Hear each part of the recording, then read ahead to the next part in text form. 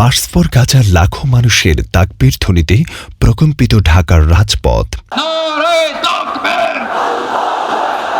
রাজধানীর সরোয়ার্দী উদ্যানে মার্চফর গাজা কর্মসূচিতে অংশ নিতে লাখো লাখো মানুষের কণ্ঠে ধ্বনিত হয়েছে নারায়ে তাকবীর, আল্লাহু আকবার। সকাল থেকে ঢাকার আকাশ বাতাস মুখরিত হয় এই স্লোগানে, আর উদ্যান চত্বরে পরিণত হয় লোকে লোকারণ্য এক প্রতিবাদ মঞ্চ।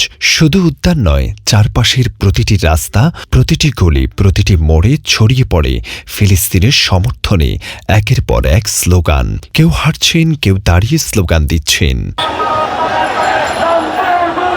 অন্যদিকে বাইতুল মোকাররম থেকে মার্চফর গাজা শীর্ষক প্রতিবাদ কর্মসূচিতে অংশ নিতে বিশিষ্ট আলেম শায়খ আহমদুল্লাহ, আন্তর্জাতিক ইসলামিক বক্তা মাওলানা মিজানুর রহমান আজহারি ছিলেন, ইসলামী আন্দোলন বাংলাদেশের সিনিয়র প্রেসিডিয়াম সদস্য মোসাদ্দিক বিল্লাহ আল মাদানী এবং এনসিপি এর মুখ্য সংগঠক হাসনাত আবদুল্লাহর নেতৃত্বে একটি বিশাল র্যালি রাজধানীর সরোয়ার্দী উদ্যানের দিকে এগিয়ে যায়।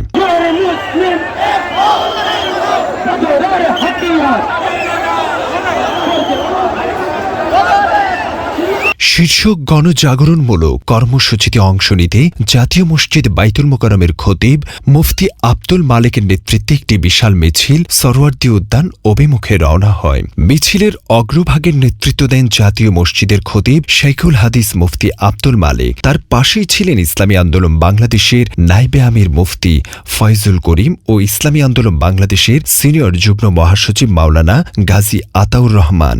মার্চফর গাজা কর্মসূচি দোয়ার মাধ্যমে সমাপ্ত ঘোষণা করবেন আজকের এই ঐতিহাসিক জনসমুদ্রের সভাপতি, জাতীয় মসজিদ বাইতুল মোকাররমের সম্মানিত খতিব হযরত মাওলানা আব্দুল মালেক হাফিজাহুল্লাহ। 9:30 জাতীয় মসজিদ বাইতুল মোকাররমের উত্তর গেট থেকে বাংলাদেশ জামায়াতে ইসলামের সেক্রেটারি জেনারেল অধ্যাপক মিয়া গোলাম পরোয়ারের নেতৃত্বে বিশাল একটি মিছিল সরোয়ার্দী উদ্যানের দিকে রওনা হয়।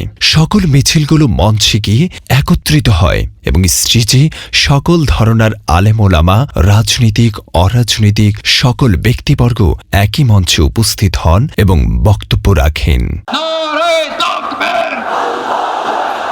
দিন ইসলাম, দিন ইসলাম, ফিলিস্তিন, ফিলিস্তিন,